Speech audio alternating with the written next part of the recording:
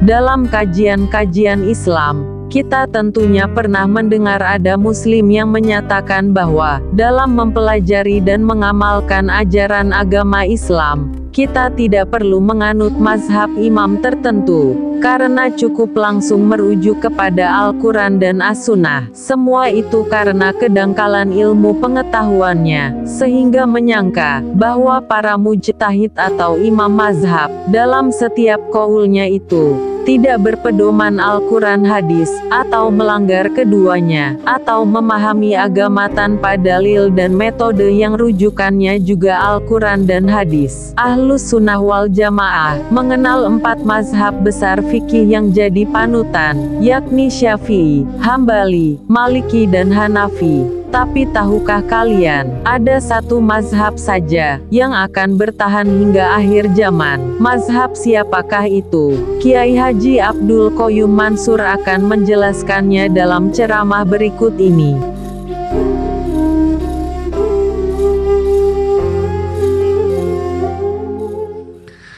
Ulama, kiai, jamaah tabligh, ahli dakwah harus peka dengan propaganda mereka yang menjauhkan umat dari agama. Harus peka. Umat akan dijauhkan dari agama oleh mereka.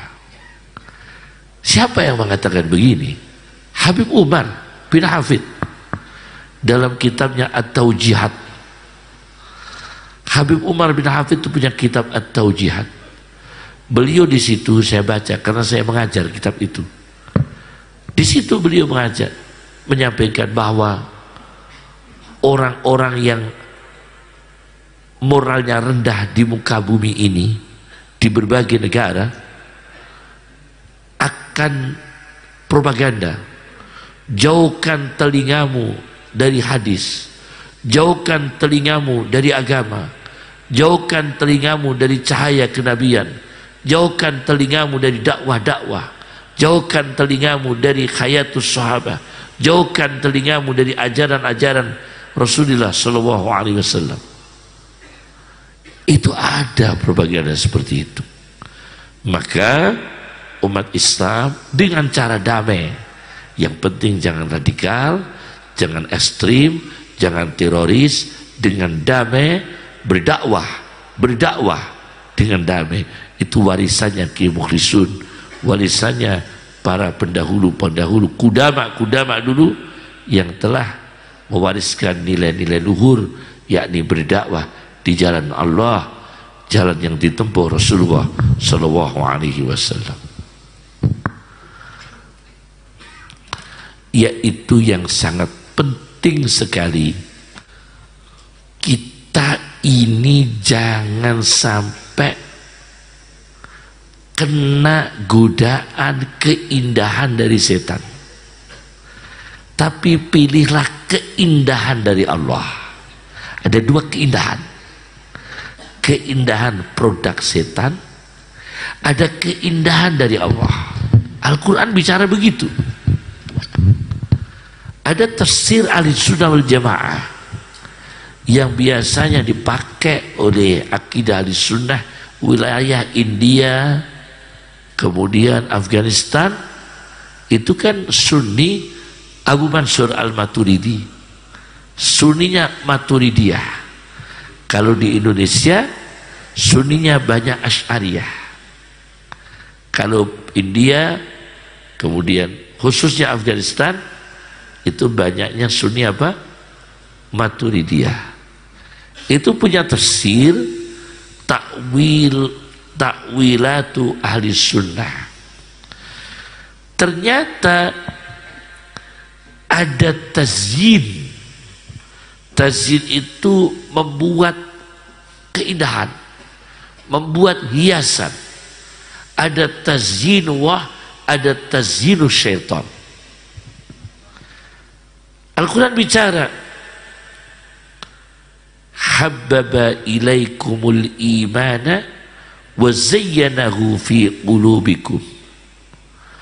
Allah mencintakan pada kalian iman, dan Allah membuat iman itu hiasan di dalam hatimu. Ini keindahan dari Allah. Kemudian setan juga begitu. Zayyana lahumus syaitanu a'malahum. Setan memperdaya kita, kita ini melihat amal kita sudah indah, padahal belum indah. Cuma kelihatannya amal kita ini sudah indah, padahal belum indah. Contohnya, kita mengajak orang itu baik, itu baik. Mengajak orang itu Jumatan baik. Mengajak orang itu sholat baik. Tapi itu orang awam, begitu masuk masjid kita lupa memberikan pelajaran cara bersolat. Cuma ngajak sholat, tapi dia diajarkan cara sholat. Nah ini membuat indah, tapi belum indah secara sempurna. Baru ngajak sholat, cuma yang diajak kan kadang-kadang belum bisa sholat. Saya pernah marah, ada orang gak sholat subuh, ketahuan saya tegur, ayo sholat, belum subuh kamu ya? Belum ya, ayo sholat. Saking takutnya sholatnya madhep kidul. Nah ini sholatnya menghadap selatan, ini berarti awam ini orang. Awam, belum bisa kita ajak sholat, berarti kita ajak sholat tetap, tapi kita berikan pelajaran cara sholat. Nah itulah yang kemarin saya bertemu dengan sebagian syura di antara Pak Muslihuddin, apakah perlu diberikan buku tematik untuk berdakwah, bekal berdakwah para pendai, pendakwah, supaya punya pegangan untuk tematik tentang sabar, tentang sholat, tentang apa, untuk memudahkan. Karena untuk mempelajari dalam buku besar itu kan berat ya. Nah itu dibutuhkan rangkuman tematik yang penting sekali. Nah inilah yang bisa saya sampaikan. Terakhir dari kami ingin menyampaikan sedikit bahwa saya pernah matur ke Syekh Maulana Ilyas Al-Baroh Bangkawi yang memberikan catatan kaki terhadap Al-Adabul Mufrad dan catatan kaki terhadap kitab Hayatus Sahabah, juga disarahkan sama Syekh Muhammad Ilyas Al-Baroh Bangkawi, juga Al-Adabul Mufrad. Karena saya sekarang ini baru mengajar Al-Adabul Mufrad, hampir khatam di pondok. Nah saya maturnya begini, kata Syekh Abdul Wahab Asy-Sya'rani,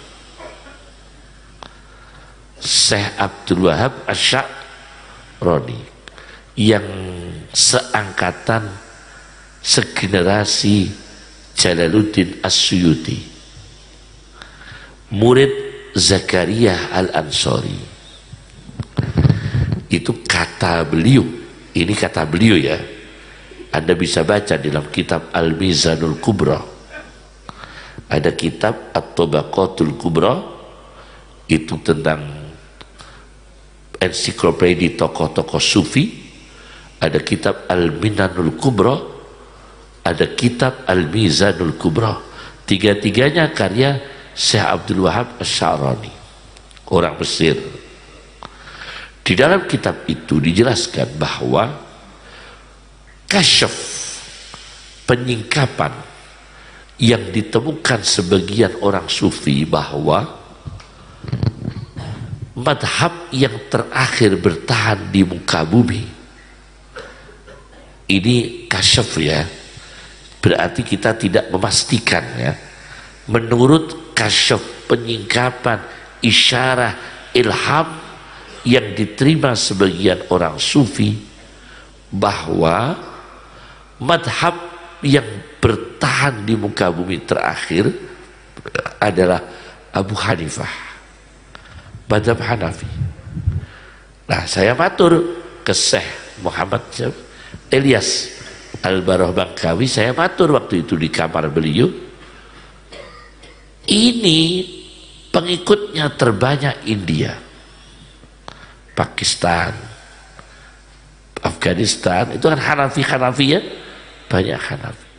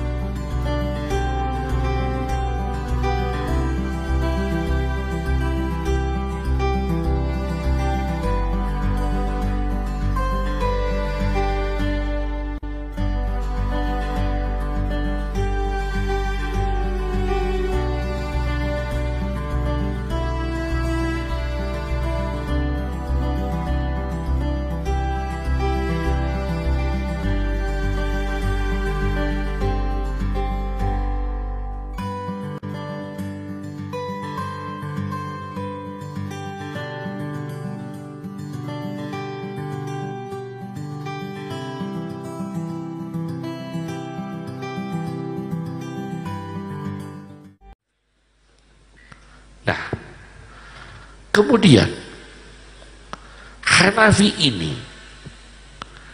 berpengaruh besar. Kita bersyukur Pak Maksududin, kenapa ada mazhab Maliki? Masya Allah, bersyukur sekali. Eropa banyak masuk Islam. Jadi mazhab 4 itu mulia semua, berkontribusi besar semua, Sunni semua, luar biasa semua, punya kehebatan masing-masing.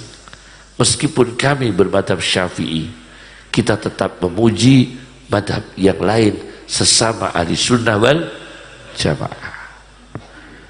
Madhab Maliki, Masya Allah, Eropa masuk Islam banyak. Itu kalau misalnya dia ikut madhab selain Maliki, berat. Karena apa? Pengaruh masalah makanan.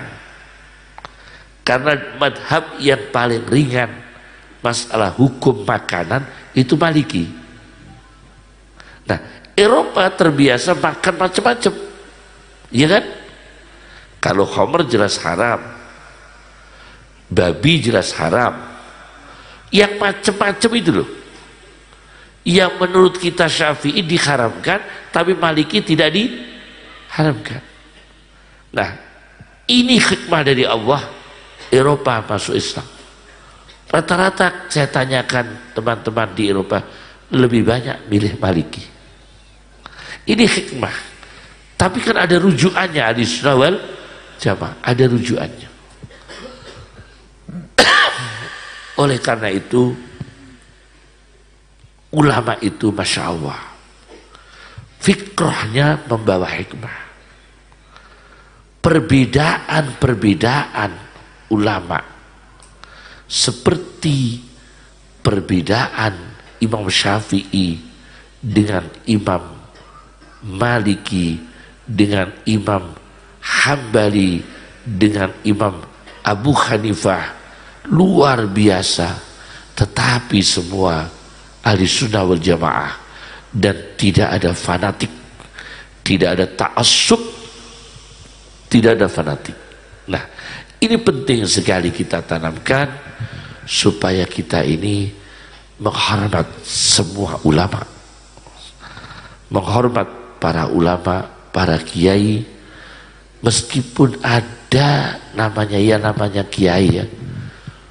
Jangankan kok soal umat, apalagi umat itu macam dua, Pak Wakil Bupati. Ada umat yang baik, ada umat-umatan, itu kan macam dua. Ada umat yang baik, ada yang umat-umatan. Nah, ini yang umat-umatan yang bingungkan orang. Nah, kita ini alhamdulillah bersyukur sekali. Ada madhab Syafi'i, ada madhab Hanafi, ada madhab Maliki, tapi tetap koridor Ahlussunnah wal Jamaah. Tetapi yang memprihatinkan sekarang ini tugas berdakwah adalah adanya khulu, adanya ekstrim dalam pemahaman akidahnya sendiri, termasuk fanatik, ta'assub yang berlebihan.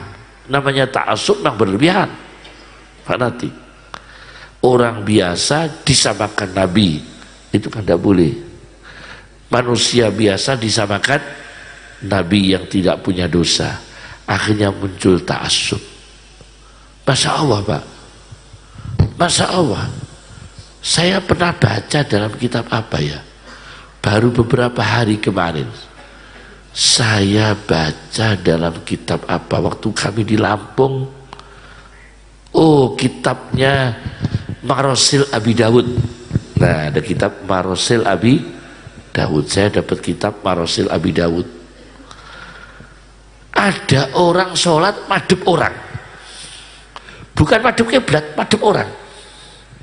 Jadi yang di depan sholat, terus dia sholat, niatnya tidak menghadap kiblat, tapi madhep orang itu. Akhirnya disuruh mengulangi. Kamu salah sholatnya, tidak niat madhep kiblat, tapi madhep orang. Nah, ini fanatik. Oleh karena itu, ulama kita muliakan, kita jaga, terutama apa yang ditinggalkan oleh Syekh Maulana Ilyas Al-Kandahlawi yang muassis jamaah dakwah wa tabligh, dengan segala kekurangan dan kelebihan dari kita tetap bagaimana berakidah Ahlussunnah wal Jamaah, Asy'ariyah, Maturidiyah, kemudian bermadhab, kalau kita di Indonesia bermadhab Syafi'i, ya kan? Kita di Indonesia bermadhab Syafi'i, sholat dengan baik, dan camkan lidah kita jaga, lidah kita jaga, mata kita jaga, hati kita jaga. Hormati, seperti misalnya ada, mohon maaf, ada seorang pejabat pemerintah, ada kekhilafan, kita nasihati, bukan kita olok-olok, bukan kita hujat-hujat, tapi dinasihati dengan privasi, menjaga kehormatannya. Itu cara amar ma'ruf nahi munkar terhadap penguasa, misalnya begitu, dinasihati. Jangan kita buka aibnya orang, ya, jangan kita buka aibnya orang, meskipun itu pejabat. Saya masih ingat itu ajaran Ahlussunnah wal Jamaah. Kenapa demikian? Saya baca dalam satu kitab, judulnya Petir yang Membakar, kitab bahasa Arab, judulnya Bledek. Ada kitab judulnya Bledek, As-Sawa'iqul Muhriqah. Ada kan kitab apa? As-Sawa'iqul Muhriqah. Kitab itu judulnya Petir yang Membakar. Nah, ada orangku benci sama pejabat yang dolim, namanya Timur Leng. Siapa? Timur Leng, itu kan dolim, terkenal ya kedolimannya. Dengan segala kekurangan dan kelebihan, dia punya catatan HAM, punya catatan kedoliman. Saking bencinya orang ini, kalau nyampe kuburan Timur Leng, dia berhenti baca Quran, tapi bukan surat Yasin, bukan Al-Ikhlas, Al-Falaq, An-Nas, akhir surat Baqarah, bukan itu yang dibaca, khusus ayat-ayat siksa. Ada itu. Dia kumpulkan ayat-ayat siksa, dibaca, pokoknya serang Timur Leste. Khusus ayat-ayat siksa ada seperti itu. Ini yang ceritain dalam kitab As-Sawa'iqul Mughriqah. Akhirnya dia mimpi bertemu Rasulullah SAW. Ditegur, kowe nek gedeng ya gedeng, tapi aja ngono caramu. Timur Leste itu mencintai anak cucuku, kata Rasulullah SAW dalam mimpinya. Karena Timur Leste itu dengan para habaib baik, dengan para sadat, dengan para habaib itu seneng. Kok bu elek-elek, ya kuwi gak cocok, tapi ora terus anggere tok kono ayat azab mbok berlontong kabeh. Ada lagi.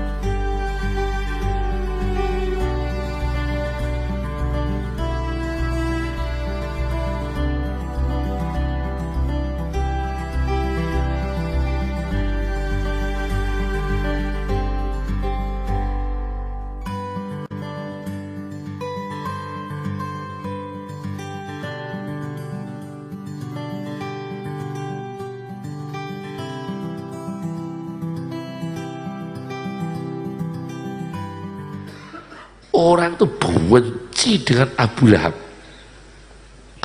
Subuh tabat yada Abi Lahab, duhur tabat yada Abi Lahab, ngimami apapun tabat yada Abi Lahab, berangkatkan jenazah tabat yada Abi Lahab, akikoh tabat yada Abi Lahab. Tidak pernah surat lain, pokoknya geyeting sama Abu Lahab. Dia mimpi bertemu Rasulullah. Abu Lahab kok bu elek-elek terus, aku paklikku loh. Kata Rasulullah SAW, itu paman saya. Masya Allah, itu paman saya. Artinya ini tetap orang nggak baik Abu Lahab, termaktub dalam Al-Quran. Tapi nek kita dengan wilayah emosi terus Abu Lahab apa? Abu Lahab itu diombal-ambil terus. Kata Rasulullah, ini paman saya, Ammi. Itu dalam mimpinya itu. Masya Allah. Maka hormati para ulama. Ulama di berbagai negara. Pakistan banyak ulama, Afghanistan banyak ulama. Masya Allah. Ya, Masya Allah. Doakan panjang umur para kiai-kiai, para ulama-ulama dakwah, panjang umur semua, diberikan panjang umur yang barokah. Panjang umur yang barokah, ya, itu penting sekali. Maka kalau pengajian malam-malam, kiai itu jangan dikasih makan habis acara. Itu kan tidak baik kesehatan. Karena udah malam ngasih dahar kiai habis acara jam 1. Segone wis adem pisan. Ojo ya, ojo habis acara, belum acara, kasih makan. Kadang habis acara capek, kasihan kayaknya. Nah ini, yang kedua, jangan sekali-kali bertemu dengan ulama menceritakan info-info yang mengganggu hatinya ulama. Itu akan memperkeruh, membuat jiwa kiai itu keruh, budak. Rasulullah nggak mau loh. Rasulullah mengumumkan pada sahabat, ndak usah disampaikan ke saya info-info yang gak mengenakan saya. Rasulullah, biar hati saya ini salimus sudur, salimus sadri, bersih hati saya. Ndak usah disampaikan ke saya info-info yang gak enak kalau disampaikan ke saya. Loh, kadang-kadang kan ada orang sih senengannya wadul-wadul jelas-jelas ada itu. Masya Allah Kiai, ada orang saya kasih doa tak kei donga wonge lara tak kei donga liya dina tekon neh, Yai kemarin sakit Yai sudah hampir sembuh, terus jenengan paringi donga kok malah nemen Yai. Lah ini orang lah enggak, ini yang ahlul fitnah wal jamaah ya ini ya? Apa ini ahlul apa?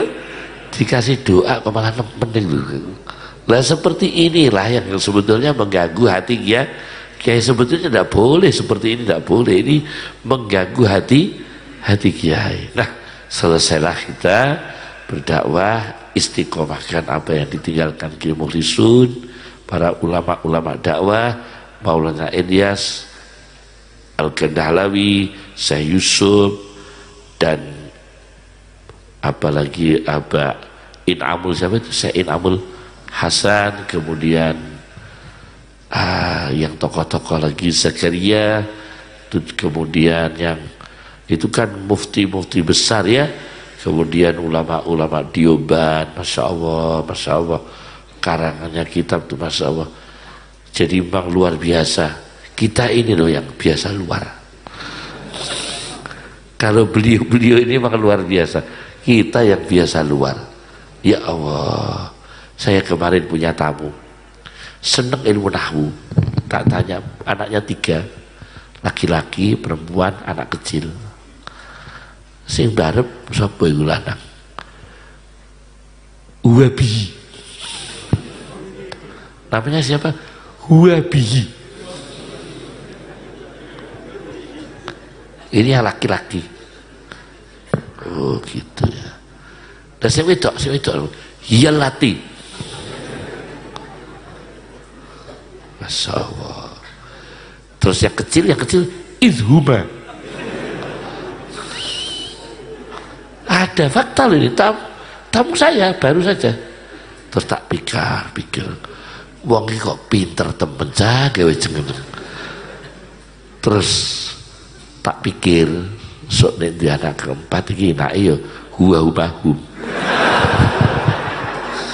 Karena sudah Huwabi, Hiyalati, Izhuma. Kok bisa pakai nama seperti itu Kiai? Ada dan pinter ngaji orangnya, pinter ngaji, tapi seneng saking cintanya pada ilmu nahwu sampai begitu. Ada orang awam menghadap ke saya, nyuwun donga Yai niki ponakan lahir putri Yai, kasih nama siapa Pak? Indah Sidratul Muntaha. Satu ayat Quran, Indah Sidratul Muntaha. Tak pikir kok apik namanya. Terus saya jadi ingat, saya pernah ngasih orang nama, orang minta nama sing gak ono kembarane Yai. Ya wis tak jengakno, zalika liman khasyya rabbah. Gak ono kembarane. Tak jengakno semua zalika liman khasyya rabbah, gak ono kembarane ya. Allahumma aghnina bil ilmi wa zayyinna bil hilmi wa akrimna bit taqwa wa jamilna bil afiyah. Allahumma kun lana wa la takun alaina. Allahumma biyadikal khair, biyadikal khair, biyadikal khair, innaka ala kulli syai'in qadir. Subhanaka Allahumma bihamdika asyhadu an la ilaha illa anta. Ya Allah, wa maghfir li mukhlisun sulhi furu'i wa maghfir lahum, semua para ulama kita, para pendakwah kita yang telah mendahului kita. Wa maghfir lahum warhamhum, muslimin muslimat, mu'minin mu'minat, al-ahya minhum al-amwat. Wa maghfir lahum warhamhum wa'afihim wa'fu anhum waj'al jinana masawiyahum. Allahumma abdilhum diyaran khairan min diyarihim wa azwajan khairan min azwajihim wa ahadiya khairan min ahadihim. Allahumma innahum atawka wa anta khairu ma'amunin bih. اللهم أكرم ناظرهم وسع مداخلهم اللهم لا تخربنا أجورهم ولا تفتنا بعدهم واغفر لنا ولهم واغفر لنا ولهم صلى الله على محمد صلى الله عليه وسلم سبحانك اللهم بحمدك نشهد أن لا إله إلا أنت نستغفرك ونتوب إليك وآخر دعوانا الحمد لله رب العالمين. Terima kasih sudah menonton. Jangan lupa tonton juga konten-konten kami lainnya sebagai sarana belajar dan memahami agama dengan tetap bisa mengerjakan aktivitas kita. Salam sehat selalu dan semoga berkah dan bermanfaat. Amin ya robbal alamin.